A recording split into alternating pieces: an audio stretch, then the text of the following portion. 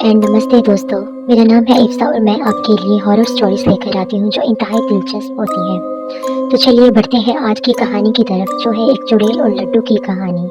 तो चलिए कहानी की शुरुआत करते हैं। एक दफा का जिक्र है कि एक जंगल था जो दिखने में बहुत ज्यादा खौफनाक था। वो सिर्फ दिखने में ही खौफनाक नहीं था, बल्कि वहाँ पर बहुत से खौफनाक जानवरों और चीजों का बसेरा भी था। इसके खौफनाक होने की वजह से ही भी यहाँ पर बहुत से कम लोगों का बसेरा था। और इस जंगल के खौफनाक होने की ये वजह थी कि वहाँ पर बहुत सी चुड़ैलें भी रहा करती थी जो खाने की बहुत शौकीन थी। और रात को जब बस्ती वाले सो जाते तो वो उनका बचा हुआ सारा खाना खा जाती थी। जंगल में एक बुढ़िया भी रहा करती थी जो बहुत मजे के लड्डू बनाया करती थी।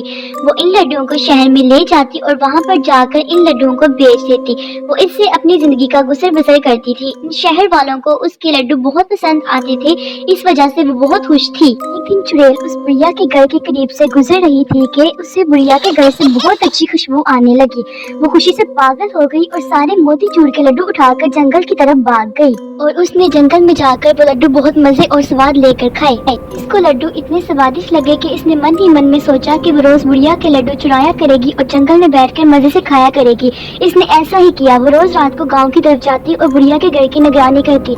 जैसे ही बुढ़िया लड्डू बनाकर सो जाती, चुड़ैल सारे लड्डू उठाती और जंगल की तरफ भाग जाती और मजे से लेकर खाती। बुढ़िया रोज रोज की इस हरकत से बहुत परेशान हुई, क्योंकि वो रोज जब सुबह उठती तो एक भी लड्डू बाकी न रहता। इसको समझ आ गई थी कि ये चुड़ैल का ही काम है। उसने एक तरकीब सोची और उसने एक रात बहुत से लड्डू तैयार किए और दरवाजे के पीछे छुपकर चुड़ैल का इंतजार करने लगी। जैसे ही चुड़ैल उसके लड्डू चुराने पहुंची तो बुढ़िया दरवाजे से बाहर आकर उसके सामने आकर बैठ गई। उसने चुड़ैल को कहा कि मुझे कुछ मत कहना, मैं तुम्हें कोई नुकसान नहीं पहुंचाऊंगी, बस मुझे तुमसे एक बात करनी है। तुम मेरी बात मान लो और मेरे लड्डू ना चुराया करो, बल्कि जब भी तुम्हारा लड्डू खाने को जी चाहे तो तुम मुझसे कुछ लड्डू ले जाया करो। लेकिन चुड़ैल ने उसकी बात नहीं मानी और गुस्सा हो गई और बुढ़िया को धक्का देकर लड्डू लेकर जंगल की तरफ भागने लगी।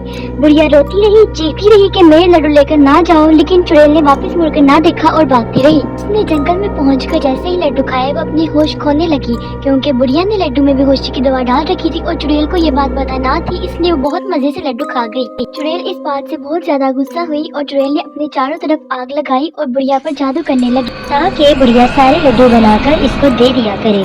लेकिन वो मदहोशी की वजह से इस आग के दायरे में खुद ही गिर गई और जोर जोर से मदद के लिए चिल्लाने लगी। लेकिन आग ने इसे जलाकर भस्म कर दिया। अब बुढ़िया के लड्डू कोई भी नहीं चुराता था और वो पहले की तरह सारे लड्डू शहर बेच आया करती और इस तरह वो फिर से खुशी खुशी रहने लगी।